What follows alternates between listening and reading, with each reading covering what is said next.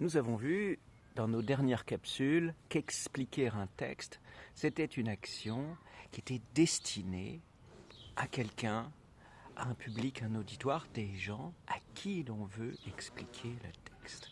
Nous avons vu que cette action, cet acte d'expliquer était un acte délicat. Il s'agit de montrer, mais avec délicatesse, en n'abîmant pas, en ne voilant pas le texte, ce qu'il signifie.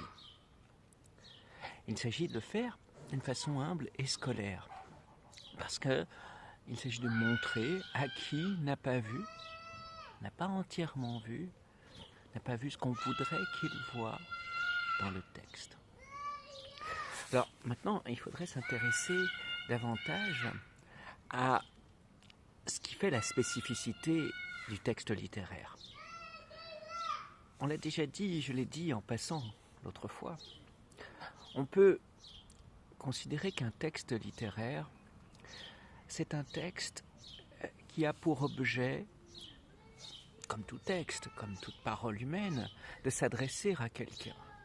Mais d'une certaine façon, le texte littéraire a pour objet de produire un effet. Un effet assez difficile à définir, mais un effet qui peut être de l'ordre des émotions.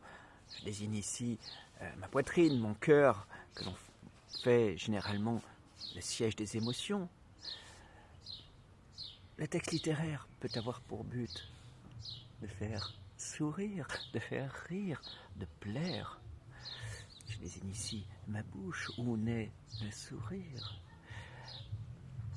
Un texte littéraire peut avoir aussi pour but de faire réfléchir en surprenant, en renversant. Un texte littéraire a pour but, en tout cas, peut-être pas pour but, mais pour caractéristique de produire cet effet, un effet qui est de l'ordre de l'émotion, du plaisir et de la pensée. Il émeut, il plaît, il fait sourire et il fait réfléchir. Alors, ça, ce sont des éléments qu'il est bon d'avoir en tête. C'est-à-dire, il faut regarder ce qui se passe entre le texte et ceux qui écoutent le texte. Non pas, il ne s'agit pas de regarder ce qu'est le texte tout seul, comme ça, sans s'occuper des personnes à qui il s'adresse. Il s'adresse à des lecteurs, à des spectateurs, à des humains. Et ce qui nous intéresse dans l'explication de textes littéraires, je tourne la caméra pour prendre de l'espace, c'est qu'il y a un écart du texte jusqu'à la personne humaine qui le reçoit. Et ce que va étudier le texte littéraire, c'est ce qui se passe entre le texte qui est là et mon oreille et mon cerveau et mon sourire et mon cœur, mes émotions. Comment il parvient à produire ces émotions, ce plaisir, cette réflexion.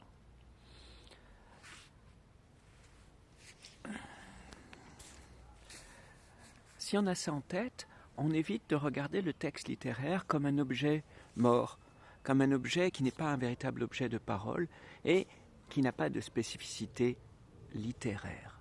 C'est-à-dire, non pas seulement d'être formé de lettres, mais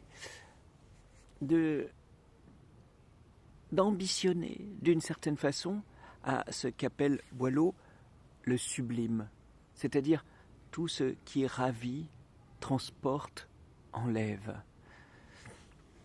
Alors, on regarde ce qui fait qu'un texte littéraire ravit le lecteur, transporte le lecteur, enlève le lecteur au-delà du lieu où il se trouve actuellement, de l'état dans lequel il se trouve avant de l'avoir lu. C'est-à-dire que le texte littéraire dérange. Et donc il s'agit de regarder pourquoi il dérange. Il dérange en arrangeant quelquefois.